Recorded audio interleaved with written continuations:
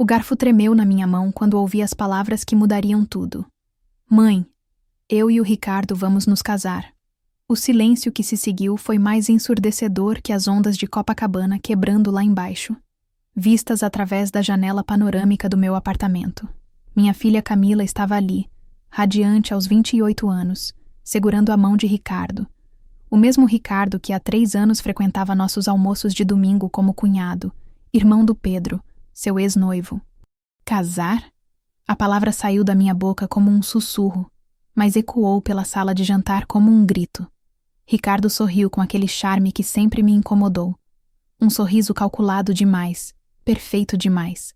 Seus olhos percorreram discretamente o ambiente. Os móveis de jacarandá que pertenceram ao meu falecido marido. O tapete persa que trouxemos da lua de mel. A cristaleira com as porcelanas da família. Sempre fazia isso. Catalogava cada objeto como um avaliador profissional. Dona Helena, ele disse, usando o tom respeitoso que adotava comigo. Sei que pode parecer estranho, mas o amor não segue regras, não é mesmo? Meus 68 anos de vida, 40 deles como professora de literatura, me ensinaram a ler nas entrelinhas. E ali, naquele almoço de domingo que começara com o aroma familiar do meu pudim de leite condensado, eu lia algo que me gelava na espinha. Como assim não segue regras? Perguntei, tentando manter a voz firme. Você namorou meu outro filho por 2 anos, Ricardo. Conhece nossa família por dentro e por fora. Camila baixou os olhos, coisa que nunca fazia comigo. Sempre fomos próximas, confidentes. Ela me contava sobre os namorados, os sonhos, os medos. Agora, pela primeira vez, senti uma barreira entre nós. Mãe, eu sei que é difícil entender, ela murmurou. Mas depois que o Pedro e eu terminamos, o Ricardo me ajudou muito. Conversamos, nos aproximamos. Aconteceu naturalmente. Naturalmente. A palavra soou falsa como uma nota desafinada. Olhei para Ricardo novamente e percebi como seus olhos brilhavam quando ele observava a vista. Meu apartamento tinha a vista mais privilegiada de Copacabana. 4º andar, de frente para o mar, sem prédios obstruindo o horizonte. Uma herança que meu falecido marido João me deixara, junto com memórias de 40 anos de casamento feliz. E quando pretendem se casar? Perguntei, servindo mais farofa, num gesto automático que disfarçava meu nervosismo. Em 2 meses, respondeu Ricardo prontamente, como se já tivesse planejado cada detalhe. Uma cerimônia simples na Igreja da Glória. A senhora sabe como é. Não queremos fazer alarde. 2 meses. O tempo justo para não permitir reflexões profundas. Questionamentos demorados. Minha experiência com adolescentes me ensinou que pressa é quase sempre sinônimo de algo escondido. Terminamos o almoço em silêncio constrangedor. Quando eles se despediram, beijando minha testa com carinho aparente, fiquei ali na varanda observando o movimento da praia. Os vendedores ambulantes gritavam suas mercadorias. As crianças brincavam na areia. A vida seguia seu curso normal enquanto eu sentia que a minha estava prestes a mudar para sempre.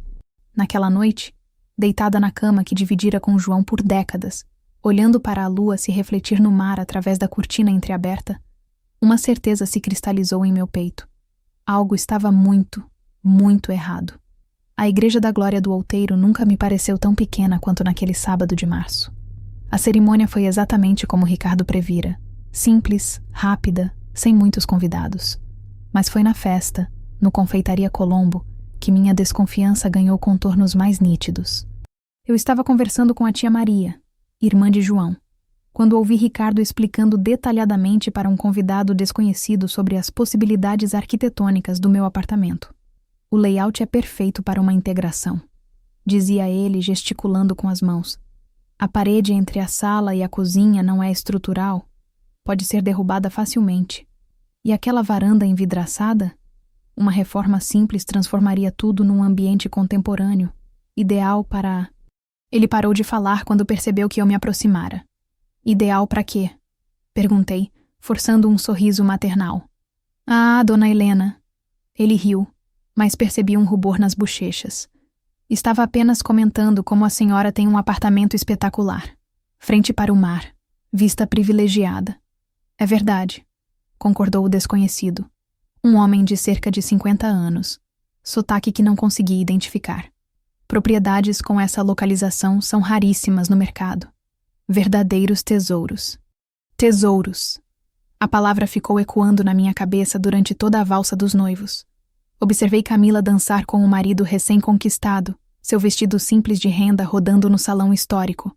Ela parecia feliz, mas havia algo forçado em seu sorriso, como quando interpretava peças teatrais no colégio, e ainda não havia decorado completamente o texto. Depois da festa, no táxi de volta para casa, não consegui parar de pensar no que ouvira. 40 anos corrigindo redações me ensinaram que as pessoas revelam mais do que pretendem quando falam despreocupadamente. E Ricardo falara do meu apartamento como quem já o conhecia intimamente, como quem já havia planejado mudanças específicas. Em casa, servi-me uma xícara de chá de camomila e me sentei na poltrona de João, de onde se tinha a melhor vista da praia noturna. As luzes dos hotéis se refletiam na areia molhada, e o som das ondas trazia a tranquilidade de sempre. Mas meu coração estava inquieto. Peguei o álbum de fotografias da família e comecei a folheá-lo. Ricardo aparecia em várias fotos dos últimos 3 anos. Churrascos, aniversários, natais. Sempre simpático, sempre atencioso. Mas agora, analisando cada imagem com um olhar mais crítico, percebi um padrão. Ele sempre se posicionava de forma a ter a melhor vista do apartamento ao fundo. Nas fotos do último Natal, enquanto todos olhavam para a câmera, Ricardo olhava para a cristaleira. Na festa de aniversário da Camila, enquanto cantávamos parabéns, ele observava discretamente o teto, como quem avalia a estrutura.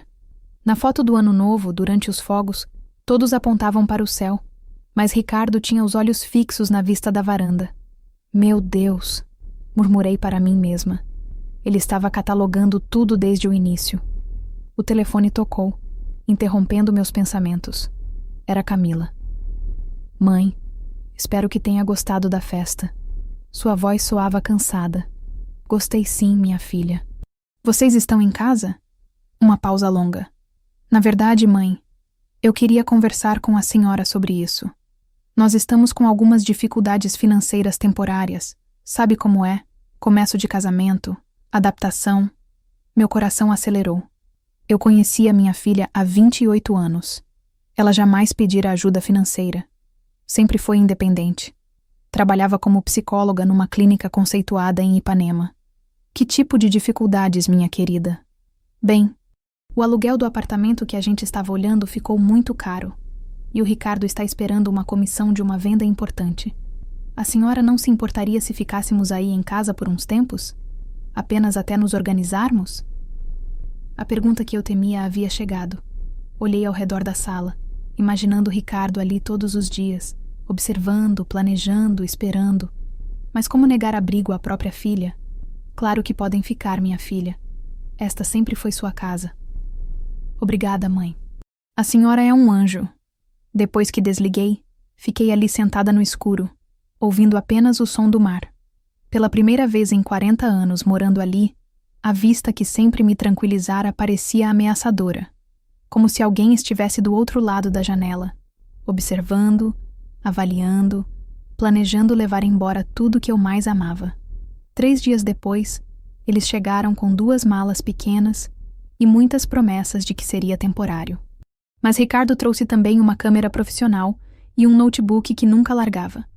É para o trabalho, explicou quando perguntei sobre a câmera. Preciso fotografar propriedades para os clientes. Instalaram-se no meu antigo escritório, onde João costumava corrigir provas da universidade.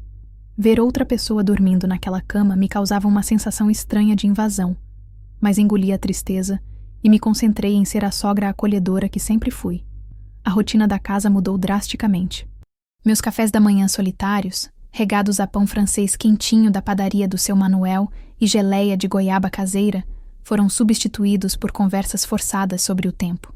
Camila saía cedo para o consultório, e eu ficava sozinha com Ricardo, que dizia trabalhar em casa. Foi numa dessas manhãs que comecei a perceber seus hábitos estranhos. Ele fotografava tudo. A vista da sala, os detalhes dos móveis, os acabamentos da cozinha. Quando perguntei por quê, ele sorriu com aquele jeito charmoso. Dona Helena, a senhora tem um apartamento de revista. Às vezes uso fotos de ambientes bonitos para inspirar meus clientes. A explicação parecia razoável, mas algo me incomodava. Professores desenvolvem um sexto sentido para detectar mentiras, e o meu estava em alerta máximo. Uma manhã, enquanto eu arrumava a cozinha, escutei Ricardo falando ao telefone na varanda. Não era português, nem espanhol. Inglês, talvez? Aproximei-me discretamente da porta, fingindo regar as plantas. Yes, the view is perfect. Ocean front, 4th floor, no obstructions. The old lady is very cooperative. Yes, she trusts the family. Meu sangue gelou. Eu entendia inglês suficiente para captar o essencial. Ele estava falando sobre mim como a velha senhora cooperativa e sobre a vista como sendo perfeita para algo. Afastei-me rapidamente, fingindo estar ocupada com as begônias. Quando ele terminou a ligação e entrou na cozinha, forcei um sorriso maternal. Tudo bem, meu filho? Ouvi você falando. Ah, trabalho, dona Helena. Tenho alguns clientes internacionais. Sabe como é o mercado imobiliário hoje em dia? Clientes internacionais. A cada revelação, minha desconfiança se solidificava como cimento. Naquela tarde, decidi fazer uma visita não planejada a Camila no consultório. Encontrei-a atendendo, então aguardei na recepção, observando o movimento da rua Visconde de Pirajá. Quando ela me viu, a surpresa em seus olhos foi genuína. Mãe, o que faz aqui? Vim fazer umas compras em Ipanema e pensei em te ver. Podemos tomar um café? Sentamos num café da Farm de Amoedo e tentei sondar delicadamente. Como estão as coisas em casa, minha filha? Bem, mãe. O Ricardo está se adaptando, sabe como é. E esse trabalho dele com clientes internacionais? Camila hesitou antes de responder, mexendo nervosamente na xícara. Ele não comenta muito sobre trabalho comigo, mas parece que está indo bem. Sua resposta me preocupou mais ainda. Em um casamento saudável, os cônjuges compartilham detalhes profissionais. O silêncio de Ricardo sobre suas atividades começava a formar um padrão inquietante. Voltei para casa carregando sacolas de compras que nem precisava, mas que justificavam minha saída. Ricardo estava na sala, novamente fotografando. Desta vez, o lustre de cristal que pertencera à minha avó. Que lustre lindo, dona Helena, comentou sem parar de fotografar. Peças assim são raríssimas hoje em dia. Devem valer uma fortuna. Foi herança da minha avó. Respondi secamente. Não tem preço. Claro, claro. Ele concordou rapidamente. O valor sentimental é inestimável mesmo. Mas eu havia captado a implicação. Ele não estava apenas admirando o lustre. Estava avaliando-o. Naquela noite, depois que Camila e Ricardo se recolheram, fiquei na cozinha tomando chá e pensando. A lua cheia iluminava o mar de uma forma quase mágica, mas não conseguia apreciar a beleza. Minha mente fervilhava com perguntas sem respostas. Peguei o telefone e liguei para minha irmã Lúcia, em São Paulo. Precisava de alguém em quem confiar completamente. Lúcia, preciso te contar uma coisa. Relatei tudo. O casamento repentino, a mudança para minha casa, as fotografias constantes, a ligação em inglês. Lúcia me ouviu em silêncio. Helena, disse ela finalmente, você sempre foi uma mulher inteligente. Se seus instintos estão alertando, é melhor prestar atenção. Mas cuidado para não destruir o relacionamento com a Camila por causa de suspeitas. Era exatamente o dilema que me atormentava. Como proteger o que era meu sem afastar minha filha? Como investigar sem parecer uma sogra paranoica? Desliguei o telefone com mais dúvidas que certezas, mas com uma resolução crescente. Eu descobriria quais eram as verdadeiras intenções de Ricardo, custasse o que custasse. O carnaval sempre foi minha época favorita do ano. O som dos blocos ecoando pelas ruas de Copacabana, a alegria contagiante, a união das pessoas. Mas em 2024, eu mal conseguia sentir o clima festivo. Ricardo e Camila estavam há 2 meses em casa, e a situação só piorava. Na terça-feira de carnaval, depois que o casal saiu para ver o desfile na Presidente Vargas, decidi fazer uma faxina geral. Sempre me acalmava limpar a casa, organizar as coisas, manter tudo em ordem. Comecei pela cozinha, depois a sala, e por fim fui até o quarto onde eles dormiam. Não era minha intenção bisbilhotar, juro por Deus. Estava apenas trocando a roupa de cama quando a lixeira do quarto chamou minha atenção. Havia papéis rasgados, mas rasgados de forma cuidadosa, como quem não quer que sejam reconstituídos facilmente. Minha curiosidade de professora falou mais alto.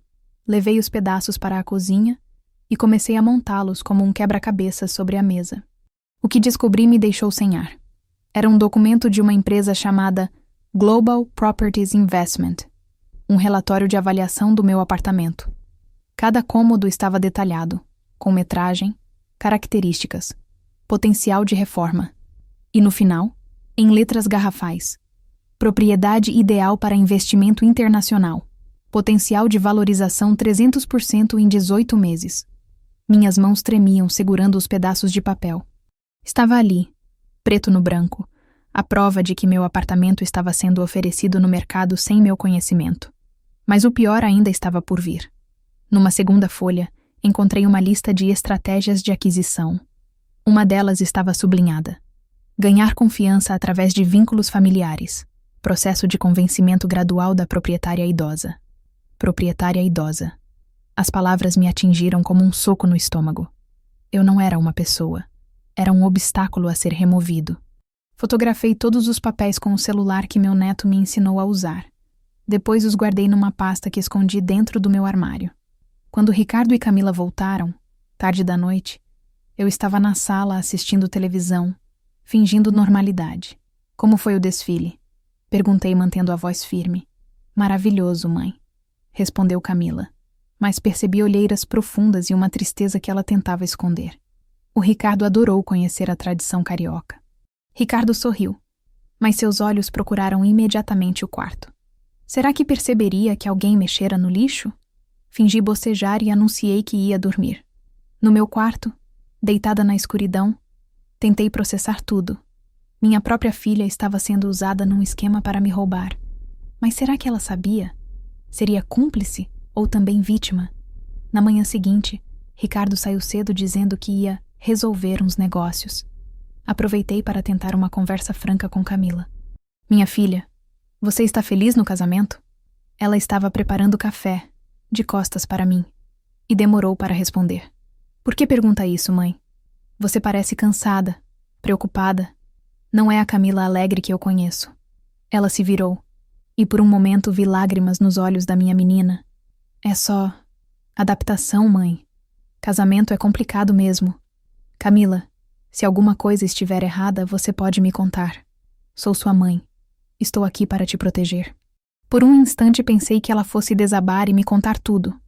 Mas nesse momento Ricardo chegou de volta, e a expressão dela se fechou novamente.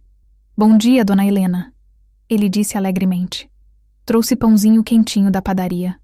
Durante o café da manhã, observei a interação entre eles. Ricardo era atencioso demais, controlador demais. Camila respondia de forma mecânica, como quem segue um roteiro decorado. Depois que ela saiu para trabalhar, fiquei sozinha com Ricardo novamente. Ele se instalou na sala com o notebook, alegando trabalhar, mas eu o observava discretamente da cozinha. Ele não digitava, apenas olhava fotos na tela, fotos do meu apartamento. Ricardo, chamei. Você não se importa de eu perguntar em que empresa você trabalha? Ele levantou os olhos do computador, e por uma fração de segundo vi pânico. É uma empresa internacional, dona Helena. Muito técnico. A senhora não conheceria. Ah, mas eu sou curiosa mesmo. Como se chama? Global Real Estate, respondeu rapidamente, mas gaguejou na primeira palavra. Global. A mesma empresa dos papéis rasgados. Ele nem se deu ao trabalho de inventar outro nome. Naquele momento, tomei uma decisão que mudaria tudo. Não podia mais fingir ignorância. Precisava agir, e rápido, antes que fosse tarde demais. Meu apartamento, minha filha, toda a minha vida estava em risco. No dia seguinte, saí de casa cedo com a desculpa de ir ao médico. Na verdade, fui direto ao Museu Nacional de Belas Artes, onde sabia que encontraria pessoas da minha idade, aposentadas, que talvez pudessem me dar conselhos. Foi lá que reencontrei professor Antônio. Antônio Mendes havia sido meu colega na rede pública de ensino por mais de 20 anos. Enviuvara recentemente, assim como eu, e costumava frequentar as exposições do museu aos sábados. Quando o vi observando uma pintura de Portinari, meu coração deu um salto de alívio. Finalmente, alguém em quem eu podia confiar completamente. Helena, que surpresa boa, disse ele, sorrindo com aquela gentileza que sempre teve. Aos 72 anos, Antônio mantinha o porte elegante e a inteligência aguçada que eu tanto admirava. Antônio, que bom te encontrar. Como você está? Conversamos sobre amenidades por alguns minutos, mas ele percebeu que eu estava tensa. Você parece preocupada, Helena. Algum problema? Olhei ao redor, verificando se ninguém nos ouvia, e decidi me arriscar. Antônio, preciso de um conselho. Você pode tomar um café comigo? Fomos ao café do museu, e ali, entre turistas e estudantes de arte, contei toda a história. Antônio me ouviu em silêncio, fazendo perguntas pontuais que revelavam sua experiência como educador. Você tem certeza sobre esses papéis? Perguntou depois que terminei. Mostrei as fotos no celular. Ele estudou cada imagem cuidadosamente, usando os óculos de leitura. Helena, isso é muito sério.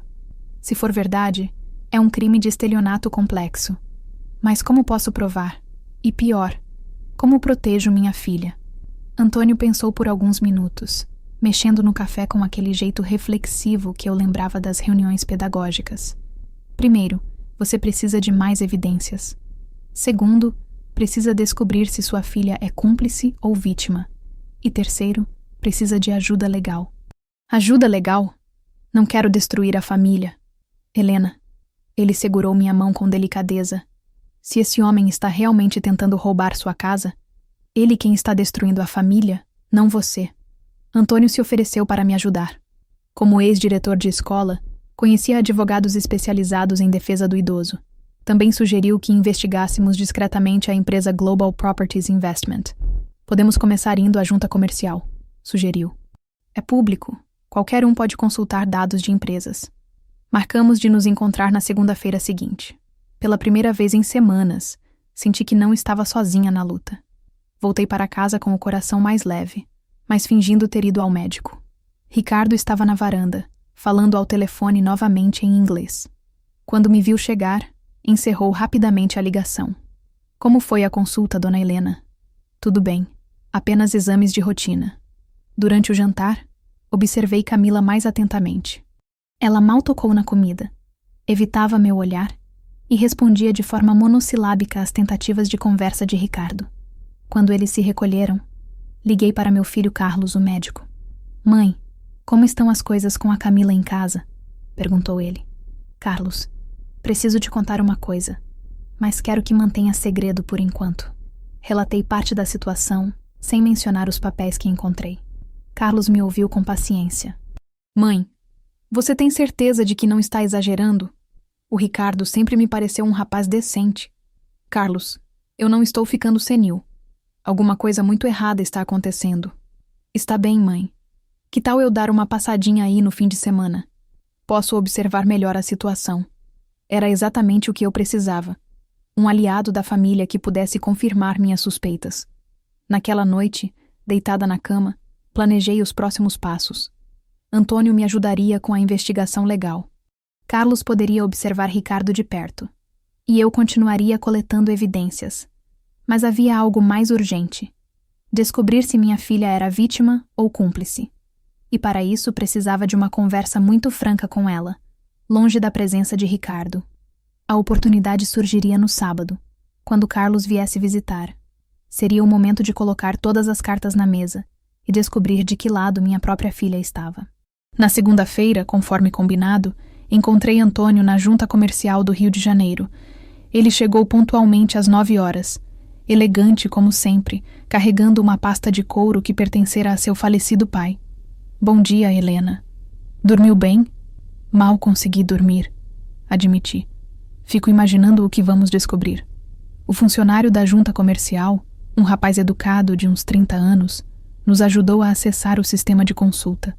Quando digitamos Global Properties Investment, o resultado nos deixou em choque. A empresa existia, sim, mas havia sido constituída apenas 6 meses atrás. O mais perturbador, Ricardo Oliveira Santos, constava como sócio-diretor, junto com 2 estrangeiros, um americano e um francês. Olhe aqui, Helena. Antônio apontou para a tela. O objeto social da empresa é aquisição, reforma e revenda de propriedades de alto padrão para investidores internacionais. Meu sangue gelou. Ali estava a prova de que Ricardo não era apenas um corretor de imóveis, mas sócio de uma empresa especializada em captar propriedades de luxo. E olhe isso, Antônio continuou lendo. Consultoria para a aquisição de imóveis através de relacionamentos pessoais e vínculos familiares. Relacionamentos pessoais e vínculos familiares. Era exatamente isso que ele havia feito comigo. Usado sua posição na família para ter acesso à minha propriedade. Solicitamos uma certidão completa da empresa e descobrimos mais detalhes assustadores. A Global Properties Investment tinha como principal atividade a identificação de propriedades de alto valor em posse de proprietários idosos, oferecendo soluções personalizadas para a aquisição. É um esquema elaborado, concluiu Antônio. Eles não apenas roubam, fazem isso de forma sistemática, direcionada. Deixamos a junta comercial carregando cópias de todos os documentos. No táxi de volta, Antônio sugeriu que procurássemos um advogado especializado em crimes contra o idoso. Conheço alguém muito competente, disse ele. Doutora Mariana Santos. Já trabalhou com casos similares. Marcamos uma consulta para a quinta-feira seguinte. Mas antes disso, eu ainda precisava enfrentar a conversa com Carlos no sábado. O resto da semana passou num borrão de tensão. Em casa, fingia normalidade enquanto observava cada movimento de Ricardo. Ele continuava fotografando os ambientes, fazia ligações misteriosas e tratava meus móveis como peças de museu em análise. Camila, por sua vez, parecia cada vez mais apática. Chegava do trabalho cansada, comia pouco no jantar e se recolhia cedo. Nas poucas vezes em que tentei conversar a sós com ela, Ricardo sempre aparecia, interrompendo com algum pretexto. Na quinta-feira, tinha consulta marcada com doutora Mariana Santos. Saí de casa dizendo que ia ao cabeleireiro. Uma mentira que me deixou desconfortável, pois nunca menti para minha família. O escritório de doutora Mariana ficava em Ipanema, num prédio comercial elegante.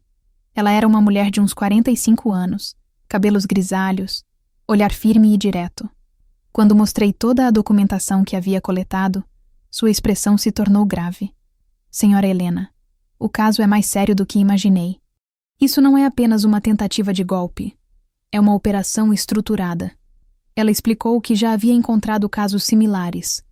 Empresas especializadas em identificar idosos com propriedades valiosas, usando vínculos familiares para ganhar confiança e, gradualmente, convencer as vítimas a vender ou transferir os bens.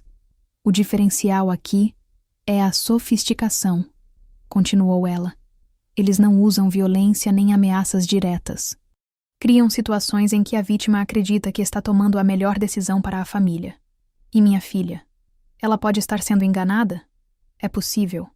Muitas vezes usam chantagem emocional com os familiares próximos. Sua filha pode estar sendo manipulada sem perceber. Doutora Mariana me orientou sobre como proceder legalmente, mas alertou que precisaríamos de mais evidências para uma denúncia formal. Precisamos provar que houve tentativa concreta de fraude. As fotografias e avaliações são suspeitas, mas não constituem crime ainda. Então, o que posso fazer? Continue documentando tudo. E tente descobrir se já houve tentativas concretas de transferência ou venda do imóvel. Saí do escritório com uma mistura de alívio e apreensão. Alívio por saber que havia uma profissional competente me ajudando. Apreensão porque a situação era ainda mais grave do que imaginara.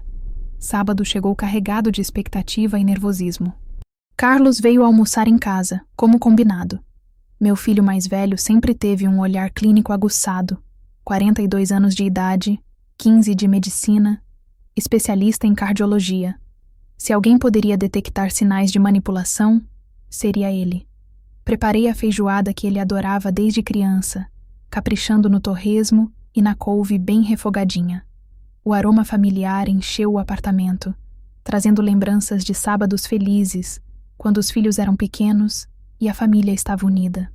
Ricardo se mostrou especialmente simpático com Carlos, falando sobre futebol, política, qualquer assunto que pudesse impressionar meu filho.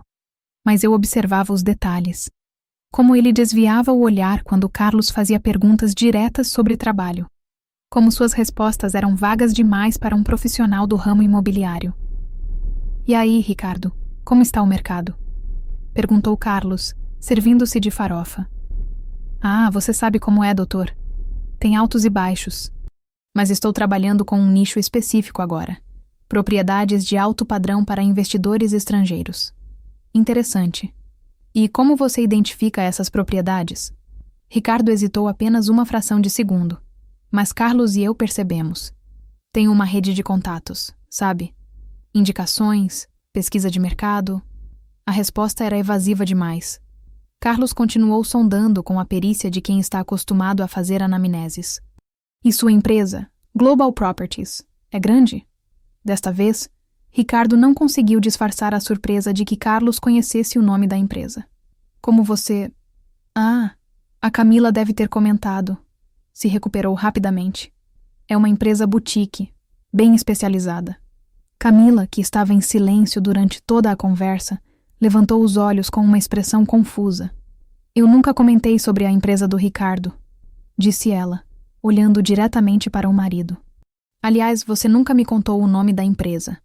Um silêncio constrangedor se instalou na mesa. Ricardo riu nervosamente. Ah, deve ter sido em alguma conversa. Às vezes a gente comenta essas coisas sem perceber. Mas o estrago estava feito.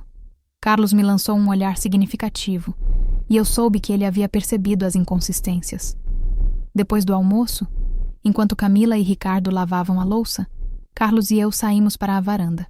O dia estava lindo, com o mar de Copacabana brilhando sob o sol de março. Mãe, você tinha razão, disse ele em voz baixa. Alguma coisa está muito estranha. O que você percebeu? Várias coisas. Primeiro, as respostas dele são muito ensaiadas para serem naturais.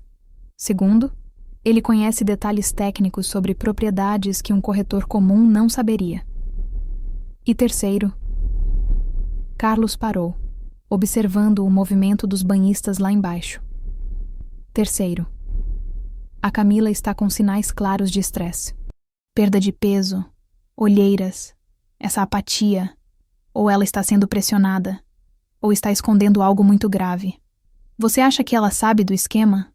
Não sei, mãe, mas precisamos descobrir. Sugiro que você tente uma conversa franca com ela, sem a presença dele. Decidimos que eu criaria uma oportunidade na semana seguinte. Carlos se ofereceu para chamar Camila para um check-up médico no consultório dele. Assim poderíamos conversar em território neutro. Quando ele foi embora, no final da tarde, abracei meu filho com uma gratidão imensa.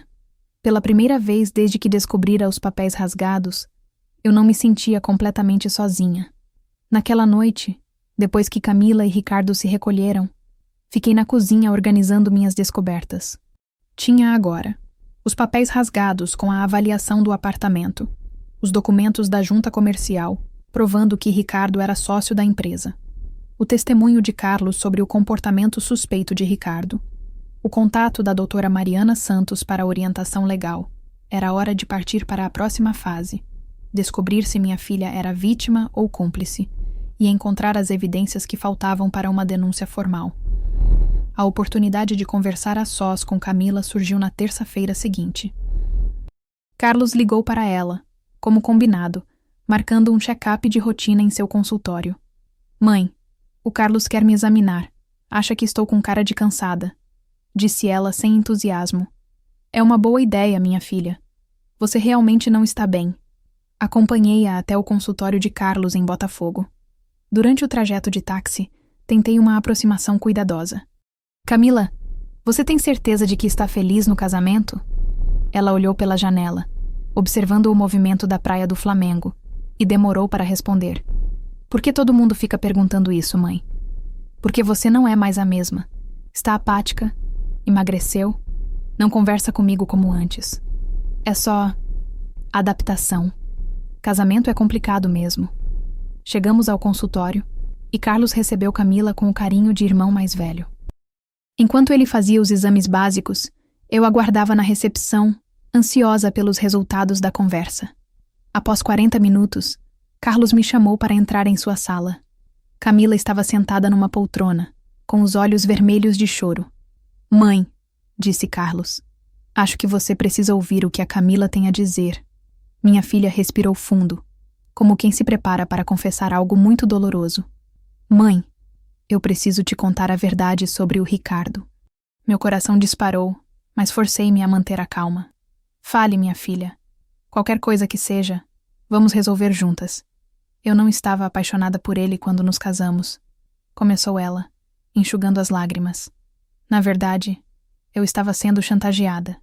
A palavra chantageada ecoou na sala como um trovão.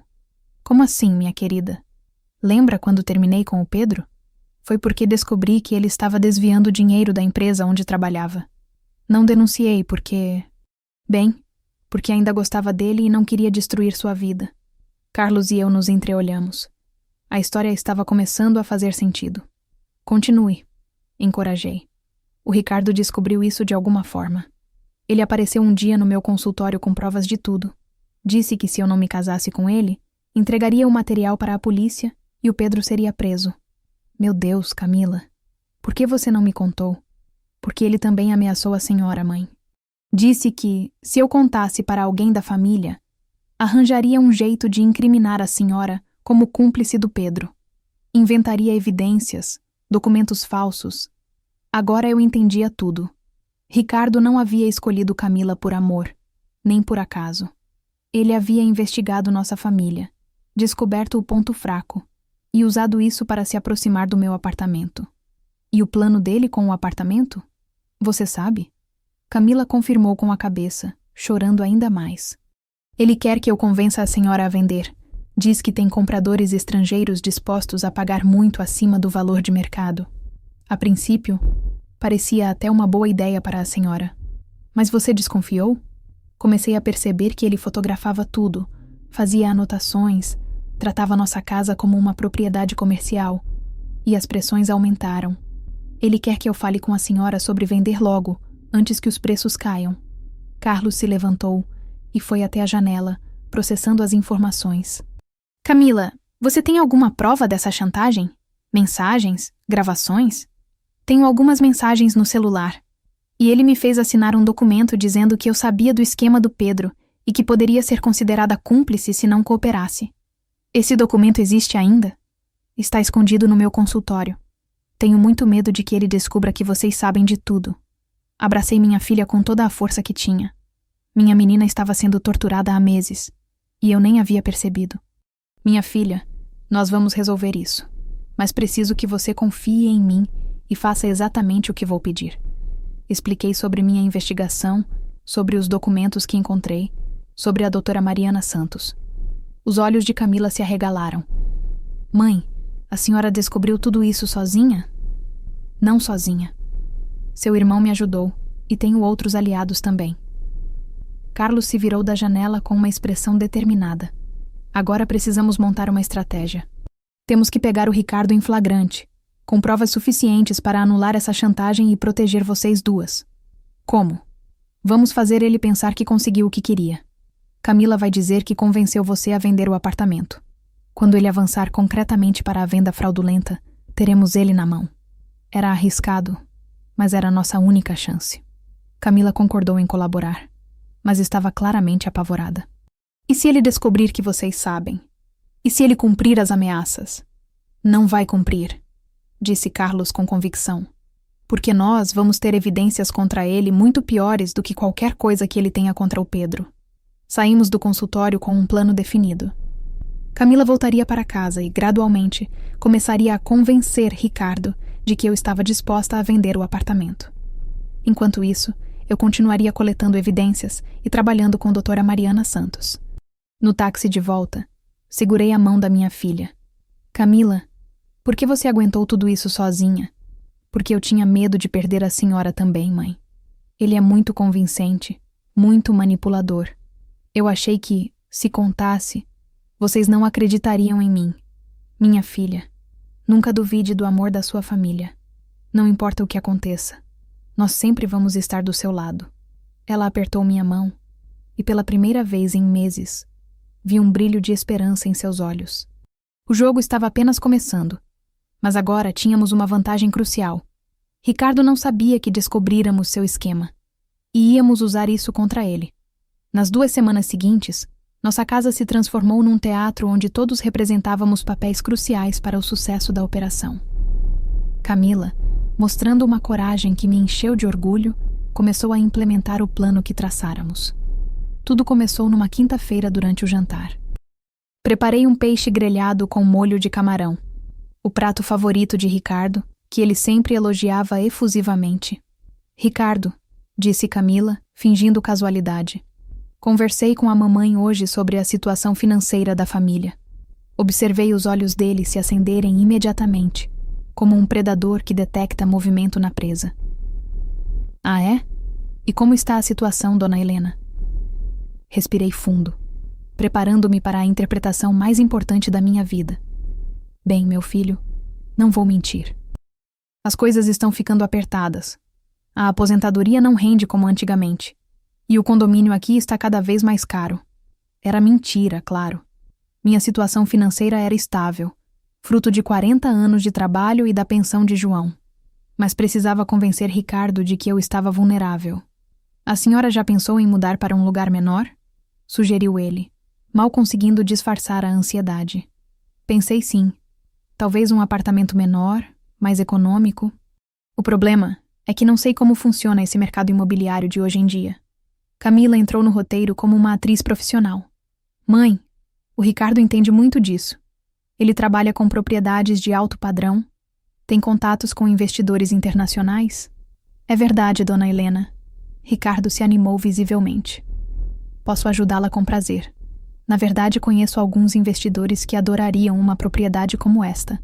Vista para o mar, localização privilegiada. Você acha que conseguiria um bom preço? Tenho certeza, dona Helena. Propriedades assim são raríssimas. Posso até fazer uma avaliação preliminar, se a senhora permitir. Foi exatamente o que esperávamos. Ricardo estava mordendo a isca. Nos dias seguintes, ele se tornou ainda mais solícito, oferecendo-se para ajudar com questões práticas.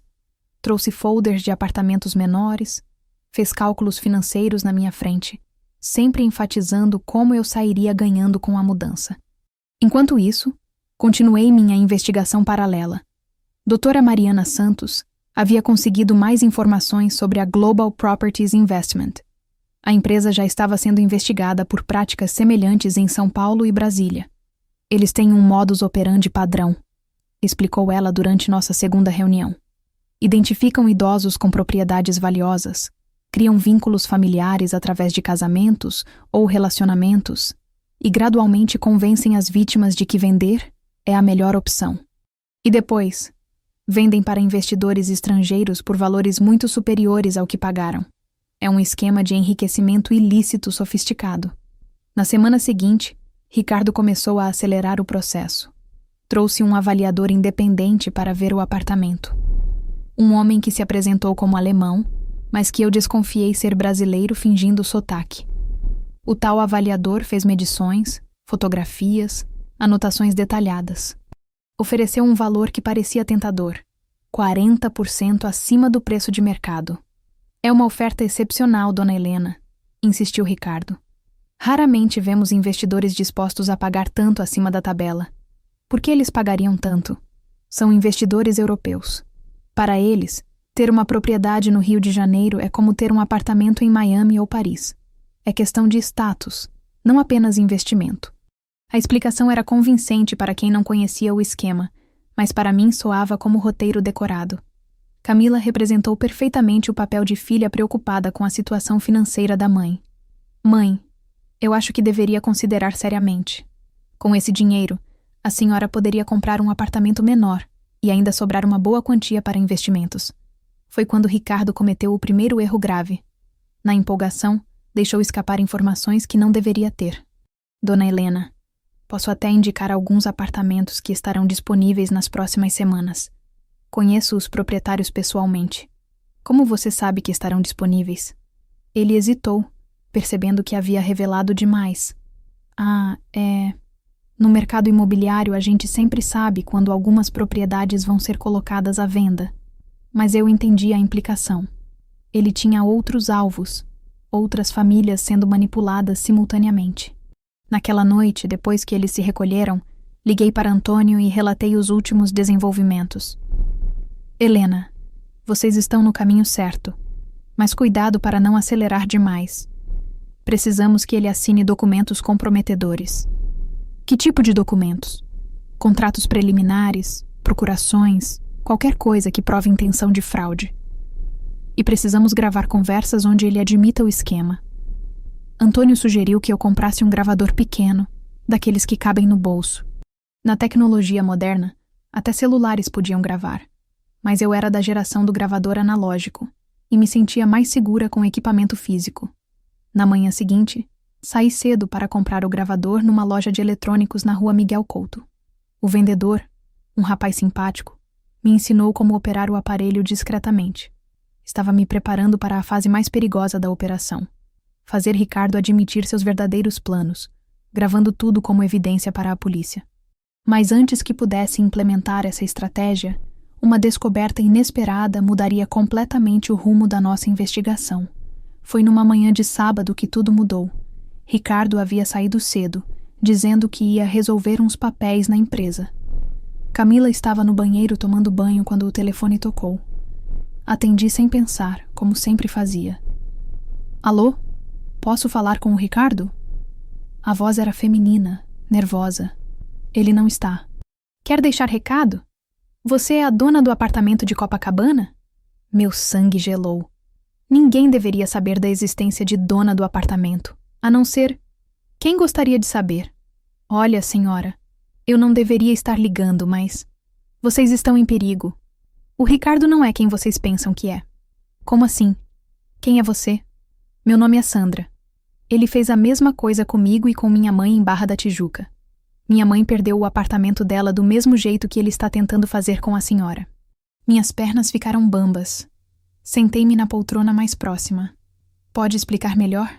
Ele se aproximou da minha família através do meu primo.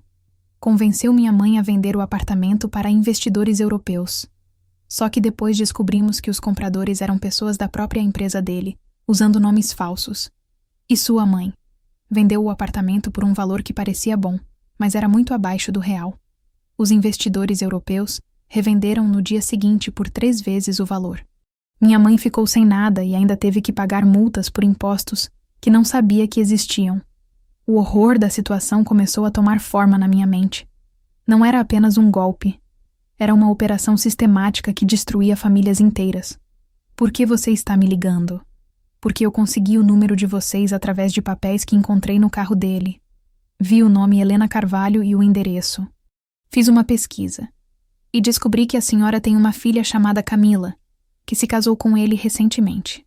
Como você conseguiu esses papéis? Ele é meu ex-namorado. Namoramos por 6 meses, depois que destruiu minha família. Claro que na época eu não sabia que ele havia feito aquilo com a gente de propósito. A história ficava cada vez mais sórdida. Ricardo não apenas roubava apartamentos. Ele se infiltrava nas famílias, destruía-as financeiramente e ainda se relacionava sentimentalmente com as vítimas. Sandra, você pode me encontrar pessoalmente? Preciso saber todos os detalhes. Posso sim, mas tem que ser longe do Rio. Ele não pode saber que conversamos. Marcamos um encontro para a tarde seguinte em Niterói, no Plaza Shopping. Era longe o suficiente para evitar encontros casuais, mas perto o suficiente para não levantar suspeitas se eu dissesse que fui visitar uma amiga. Quando Camila saiu do banho, contei sobre a ligação. Ela ficou pálida. Mãe, isso significa que ele já fez isso antes? Com outras famílias? Parece que sim, minha filha. E pior, pode estar fazendo simultaneamente com várias famílias agora. Decidimos que Camila não poderia me acompanhar ao encontro. Sua ausência seria notada por Ricardo. Mas ela concordou em manter a representação, fingindo que nada havia mudado. No domingo à tarde, peguei um táxi para Niterói. Sandra me aguardava numa cafeteria do shopping. Uma mulher de uns 35 anos, cabelos castanhos, olhar triste, mas determinado. Dona Helena? Sou a Sandra. Sentamos numa mesa reservada e ela começou a relatar sua história. Era ainda pior do que eu imaginara. O Ricardo se aproximou da nossa família através do meu primo Marcelo, que trabalhava numa imobiliária. Eles se tornaram amigos, e o Ricardo começou a frequentar nossa casa. Como foi a aproximação? Igual com vocês. Ele foi conquistando a confiança da minha mãe, elogiando o apartamento, oferecendo ajuda com questões imobiliárias. Minha mãe é viúva, como a senhora, e se sentiu protegida por ter um especialista na família. Sandra mostrou documentos que havia guardado, contratos, fotos, correspondências. Era impressionante como o modus operandi era idêntico. E como vocês descobriram o golpe? Por acaso. Minha prima trabalha no cartório de imóveis e viu que o apartamento da minha mãe havia sido revendido no mesmo dia da compra. Quando investigamos, descobrimos que os investidores europeus eram pessoas físicas brasileiras usando identidades falsas. Vocês denunciaram? Tentamos, mas já era tarde. O dinheiro havia sido transferido para contas no exterior. Os documentos estavam tecnicamente corretos, e minha mãe havia assinado tudo voluntariamente. O padrão estava claro. Ricardo não forçava ninguém. Ele manipulava as vítimas para que tomassem decisões aparentemente voluntárias, mas baseadas em informações falsas. Sandra, você sabe de outras famílias que passaram por isso? Sei de pelo menos 3 casos só no Rio, e suspeito que há muitos mais em outros estados. Ela me passou contatos de outras vítimas e sugeriu que criássemos um grupo para trocar informações e evidências. O problema é que individualmente nós não temos força legal. Mas se conseguirmos provar que é uma operação sistemática, a Polícia Federal pode se interessar. Voltei para casa com a cabeça fervilhando de informações. Agora eu sabia que não estava lutando apenas para proteger meu apartamento. Estava lutando contra uma rede criminosa que destruía famílias inteiras. Naquela noite, depois que Ricardo e Camila se recolheram, liguei para a doutora Mariana Santos e relatei tudo. Dona Helena, isso muda completamente o quadro legal.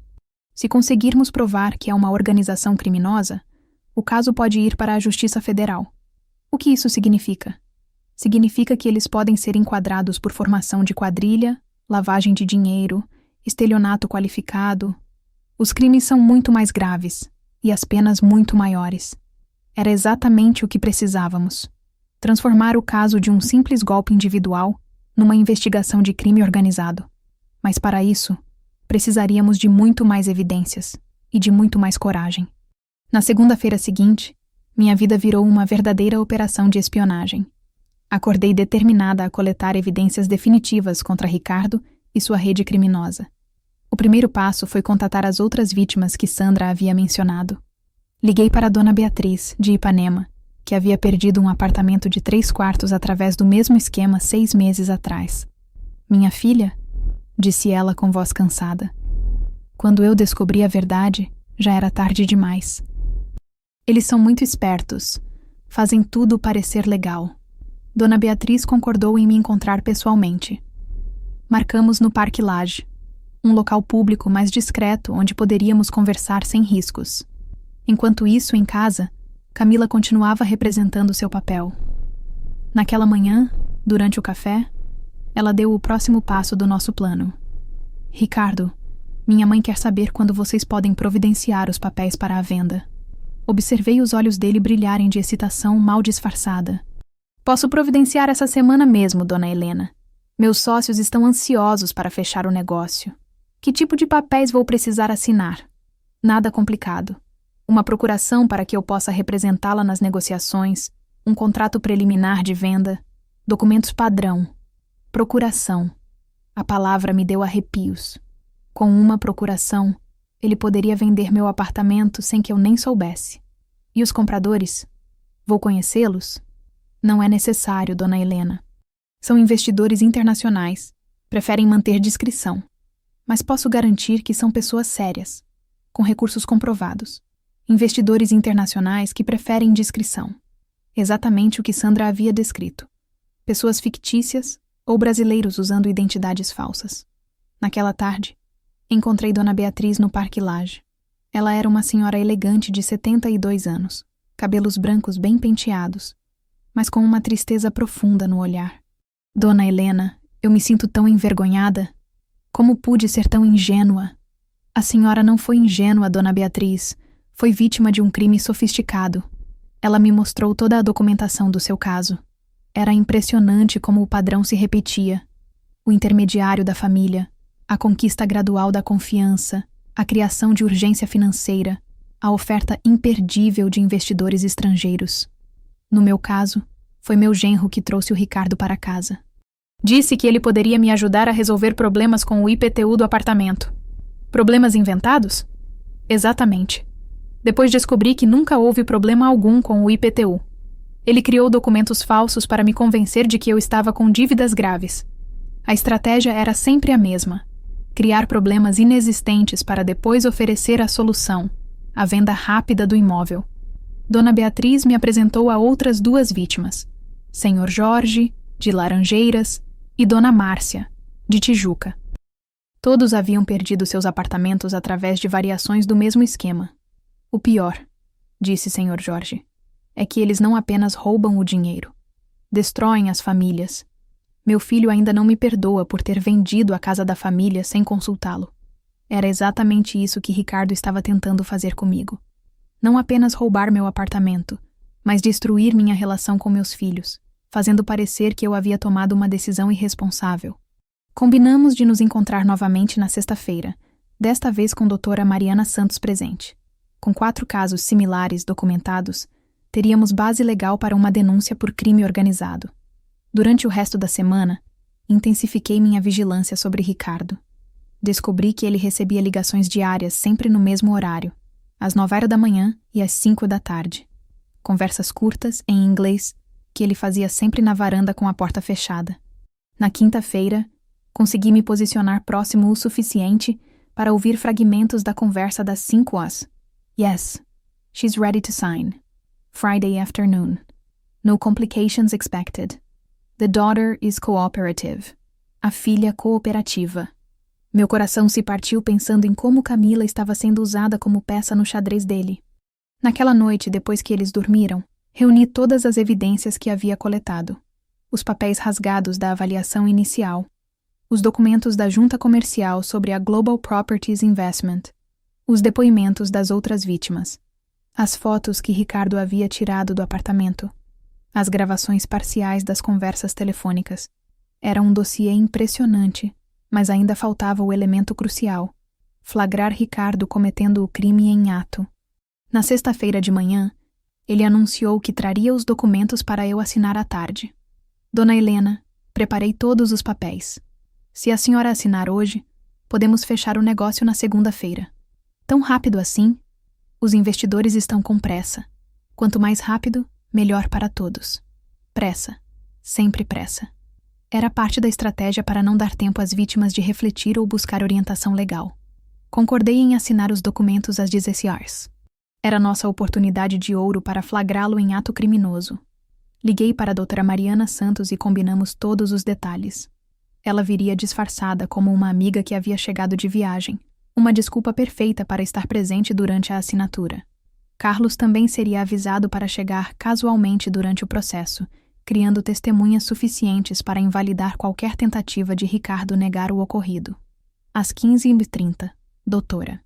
Mariana chegou como combinado, carregando uma mala pequena e presentes, representando perfeitamente o papel de amiga recém-chegada de viagem. Helena, que saudade, disse ela me abraçando teatralmente. Ricardo ficou visivelmente contrariado com a presença de uma estranha, mas não podia protestar sem parecer grosseiro. Ricardo, esta é minha amiga Mariana. Chegou hoje de São Paulo. Ele forçou um sorriso e cumprimentou educadamente, mas percebi sua irritação pela mudança nos planos. Às 16h em ponto, ele começou a cerimônia da assinatura. Espalhou vários documentos sobre a mesa da sala de jantar, explicando cada um com uma fluência que revelava experiência em situações similares. Este aqui é o contrato preliminar de venda, disse ele, apontando para um documento de várias páginas. Estabelece o valor, as condições, os prazos. Peguei o documento e comecei a ler cuidadosamente, como qualquer pessoa responsável faria. Ricardo ficou visivelmente impaciente. Dona Helena, são documentos padrão. Não há nada de especial. Mesmo assim, quero ler tudo antes de assinar, respondi calmamente. Foi então que encontrei a primeira cláusula suspeita. O contrato estabelecia que qualquer alteração nas condições de venda poderia ser feita unilateralmente pelo representante legal da vendedora, ou seja, Ricardo, através da procuração. Ricardo, o que significa essa cláusula aqui? Ele leu rapidamente e respondeu com desenvoltura. Ah, isso é para dar agilidade ao processo. Às vezes os compradores fazem pequenos ajustes de última hora. Datas, formas de pagamento. É mais prático se eu puder resolver na hora sem ter que incomodar a senhora. Doutora Mariana, que fingia ler uma revista na poltrona, fez uma observação aparentemente inocente. Nossa, Helena, que responsabilidade! Dar procuração para alterações em contrato de venda.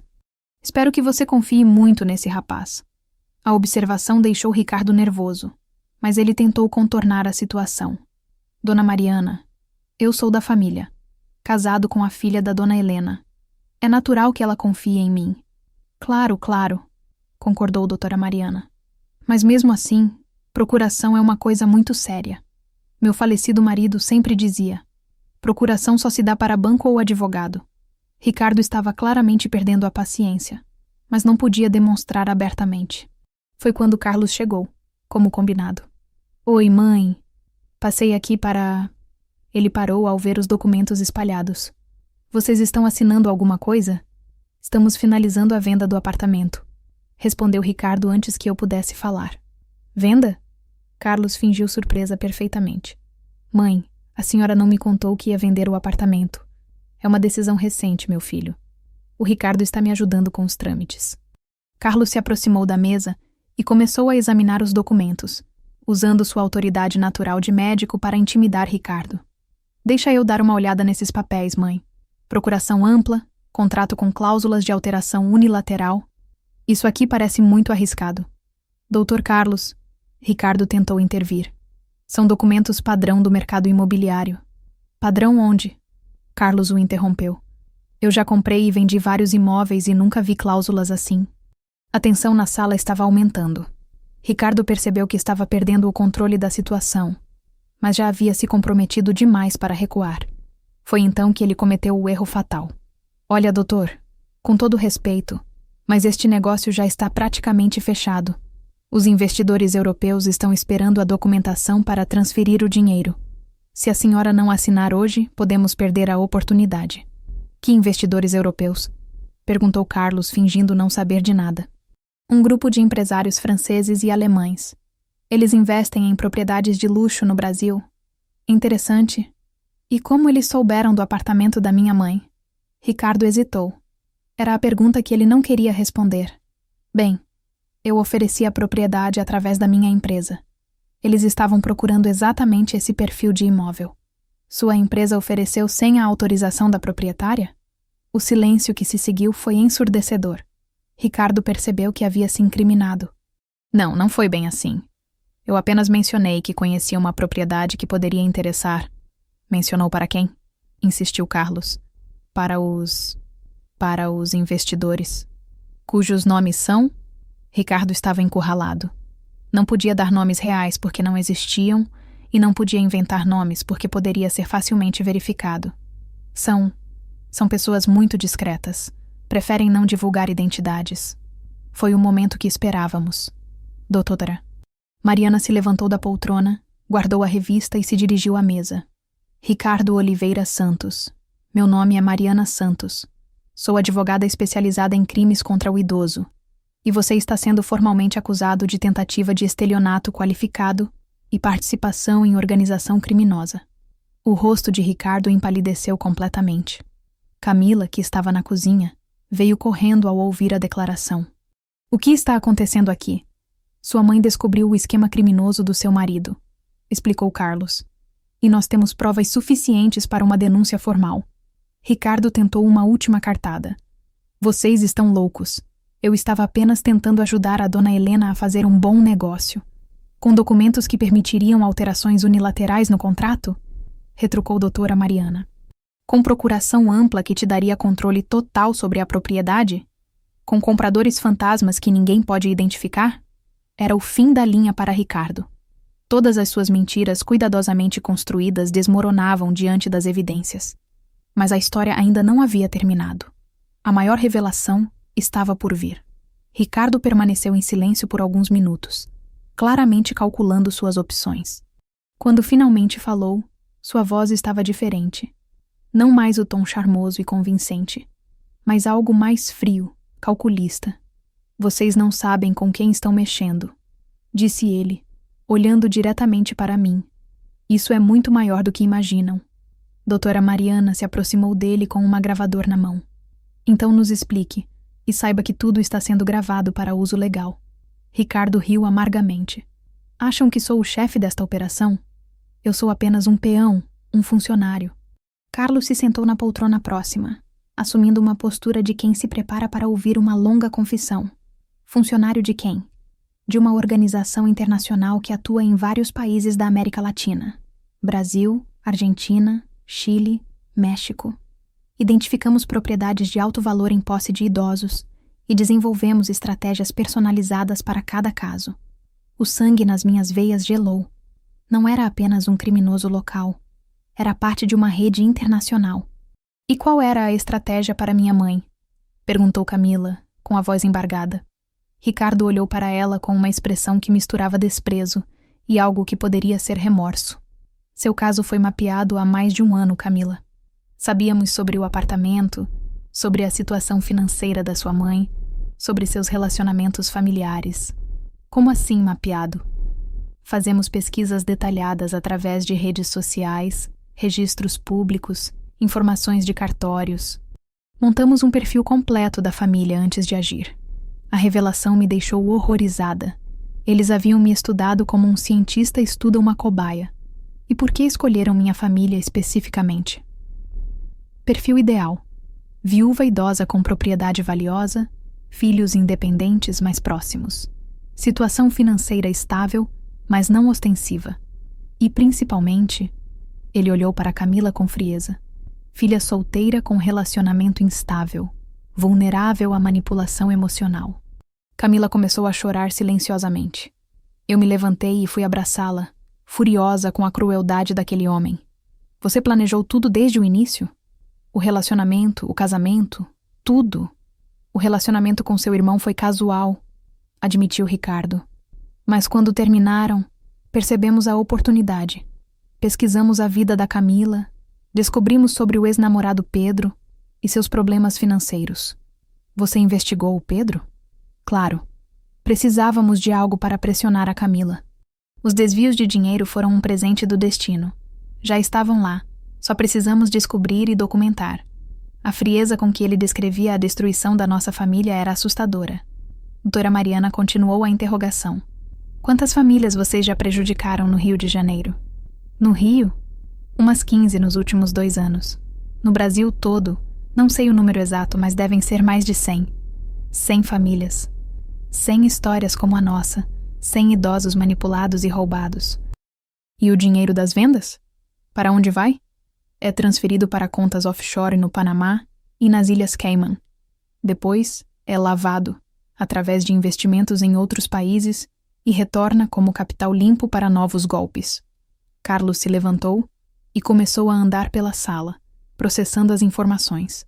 Ricardo, você entende que está confessando participação em uma organização criminosa internacional? Que isso pode resultar em décadas de prisão? Pela primeira vez, Ricardo mostrou sinais de medo real. Eu estava apenas seguindo ordens. Se eu não fizesse, eles me ameaçavam. Ameaçavam como? A organização não tolera deserções. Quem tenta sair ou denuncia... Bem, digamos que não é uma opção saudável. Doutora Mariana e Carlos se entreolharam. O caso estava se tornando muito mais complexo do que imaginávamos. Ricardo, disse a advogada, se você colaborar integralmente com a investigação, pode haver possibilidade de acordo com o Ministério Público. Mas precisa nos dar nomes, endereços, contas bancárias, tudo. Ele ficou em silêncio por alguns minutos, claramente lutando uma batalha interna entre o medo da organização e o medo da prisão. Se eu falar, vocês podem me proteger?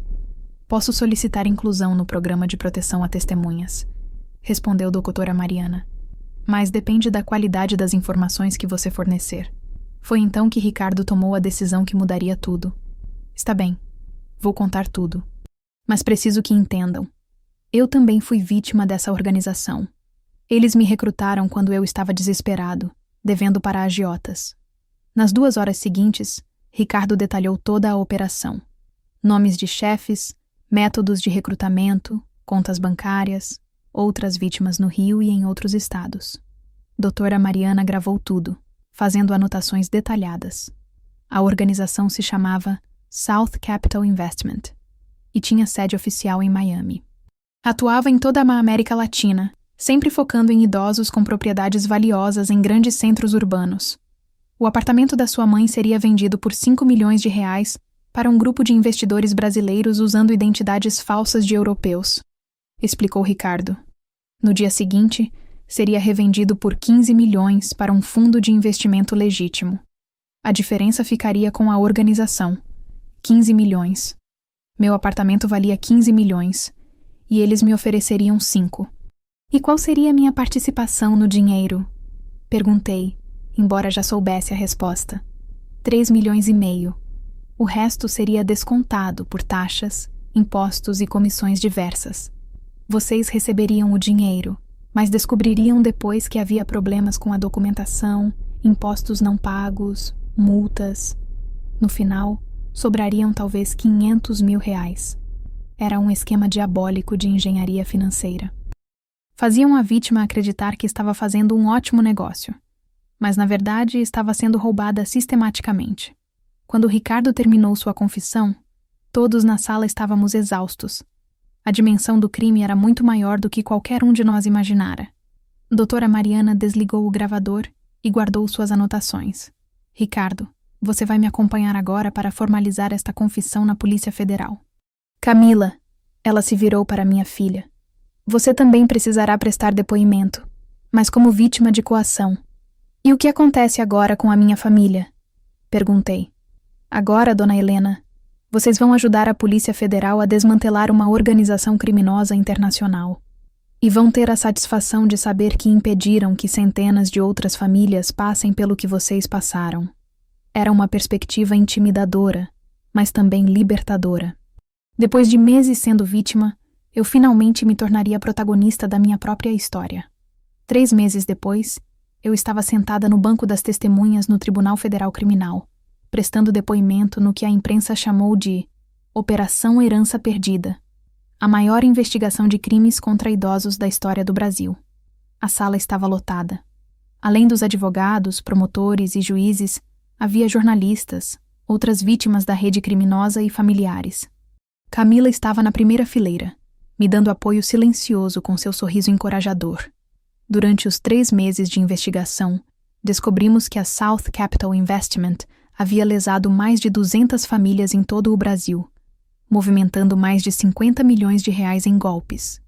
A organização tinha ramificações em 6 países e estava sendo investigada simultaneamente pelo FBI, Interpol e polícias locais. Ricardo, fiel ao acordo que fizera, havia colaborado integralmente com as autoridades. Sua confissão levou à prisão de 15 pessoas, incluindo os chefes da organização no Brasil e nos Estados Unidos. Dona Helena, disse o promotor, a senhora pode nos contar como descobriu que estava sendo vítima de um golpe? Relatei toda a história, desde minha desconfiança inicial até a descoberta dos papéis rasgados, passando pela investigação que conduzi com a ajuda de Antônio, Carlos e doutora Mariana Santos. O que a motivou a investigar por conta própria, ao invés de simplesmente aceitar a situação? 40 anos como professora me ensinaram a questionar inconsistências. Respondi. E mais importante, me ensinaram que não podemos aceitar passivamente situações que sabemos estar erradas, mesmo quando todos ao nosso redor nos dizem para aceitar. Quando terminei meu depoimento, o juiz fez uma observação que me marcou profundamente. Dona Helena, sua coragem em investigar e denunciar este crime não apenas protegeu seu patrimônio, mas salvou centenas de outras famílias que seriam vítimas desta organização. A sociedade brasileira está em débito com a senhora. Após o julgamento, que resultou em condenações severas para todos os envolvidos, fui abordada por várias outras vítimas que queriam me agradecer. Uma delas era Sandra, a mulher que havia me ligado alertando sobre Ricardo. Dona Helena, a senhora nos deu esperança, disse ela, abraçando-me com lágrimas nos olhos. Minha mãe conseguiu recuperar parte do dinheiro graças à investigação que a senhora iniciou. Era verdade. A Polícia Federal havia conseguido rastrear e bloquear várias contas bancárias da organização, permitindo que as vítimas recuperassem pelo menos parte dos valores roubados. Mas a recuperação financeira, embora importante, não era o aspecto mais significativo de toda essa jornada. O que realmente importava era a transformação pessoal que cada um de nós havia experimentado. Camila, inicialmente uma vítima frágil e manipulada, tornou-se uma das principais colaboradoras da investigação. Usando sua experiência como psicóloga, ela ajudou outras vítimas a superar o trauma e desenvolveu um protocolo de atendimento para idosos que sofreram crimes de estelionato. "Mãe", disse ela uma noite, enquanto tomávamos chá na varanda do apartamento. "Obrigada por não ter desistido de mim, mesmo quando eu parecia estar do lado dele. Minha filha, uma mãe nunca desiste, especialmente quando percebe que a filha também é vítima." Carlos, por sua vez, usou sua posição como médico para criar um programa de prevenção a crimes contra idosos na Associação Médica. O programa já havia treinado centenas de profissionais de saúde para identificar sinais de golpes financeiros em pacientes idosos. Antônio, meu querido companheiro nesta jornada, tornou-se muito mais que um aliado na investigação. Nossa amizade renasceu durante os meses de trabalho conjunto e gradualmente evoluiu para algo mais profundo. "Helena", disse ele uma tarde, enquanto caminhávamos pelo calçadão de Copacabana, "você me ensinou que nunca é tarde para recomeçar, para lutar por aquilo em que acreditamos. E você me ensinou que não precisamos enfrentar as batalhas da vida sozinhos." 6 meses após o julgamento, Antônio e eu anunciamos nosso noivado para a família. Aos 70 anos de idade, eu descobria que ainda havia espaço para novos amores, novas aventuras, novos sonhos. A cerimônia foi simples, na mesma Igreja da Glória, onde Camila havia se casado com Ricardo. Mas desta vez, o ambiente estava cheio de alegria genuína, amor verdadeiro e esperança no futuro. Durante a festa, realizada no próprio apartamento que quase perdi, olhei pela janela para o mar de Copacabana e refleti sobre tudo o que havia acontecido. Meu apartamento continuava ali, intocado, com a mesma vista privilegiada que sempre teve. Mas eu não era mais a mesma pessoa. A experiência me havia transformado de uma viúva aposentada numa ativista pelos direitos dos idosos. Criei, junto com outras vítimas, a Associação Brasileira de Defesa do Idoso contra Crimes Financeiros.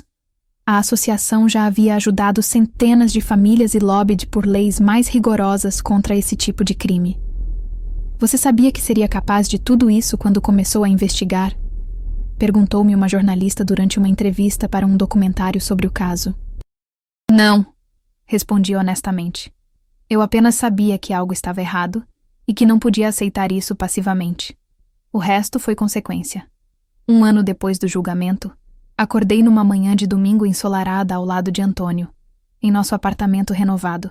Havíamos reformado alguns cômodos, mas mantendo a essência e a vista privilegiada que sempre amei.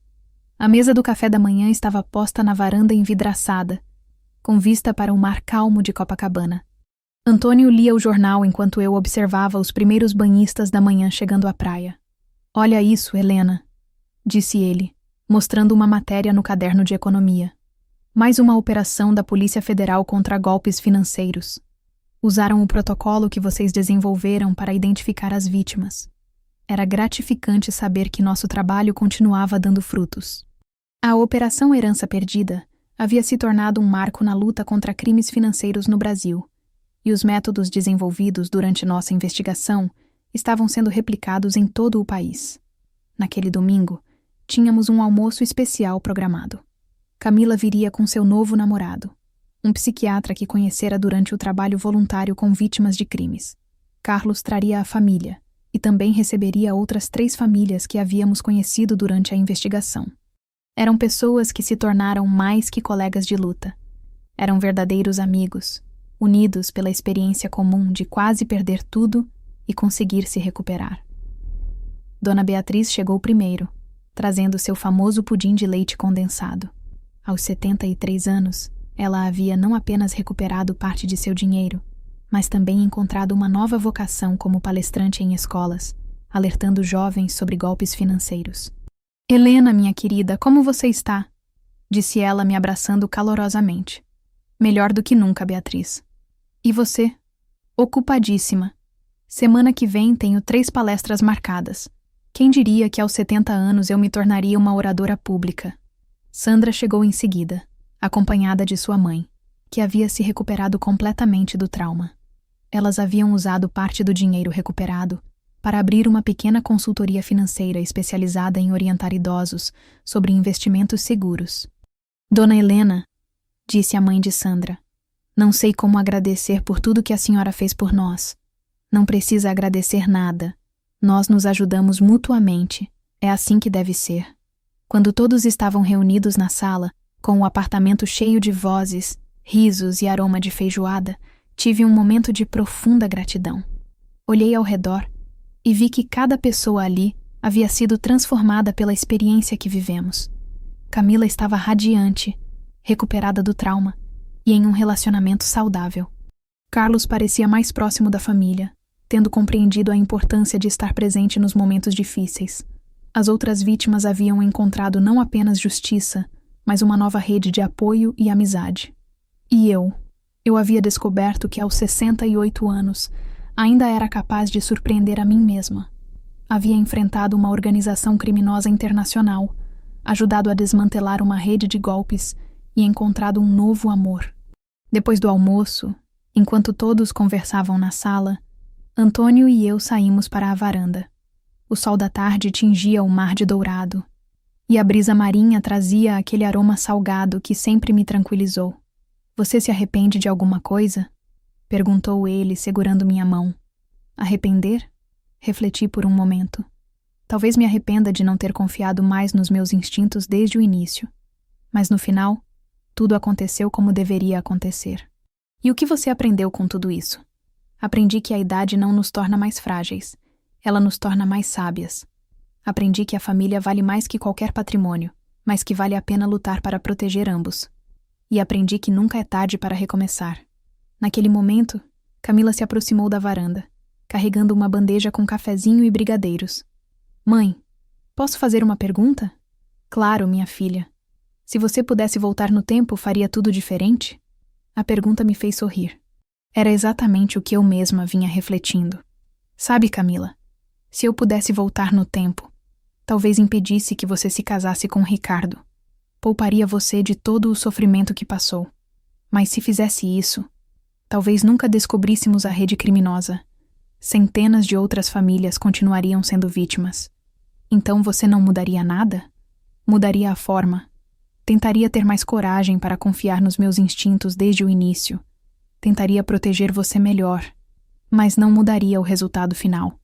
Carlos se juntou a nós na varanda, carregando seu filho de 5 anos no colo. Vovó Helena, disse o menino, papai contou que você prendeu bandidos malvados. Todos riram da simplicidade da criança em resumir uma história tão complexa.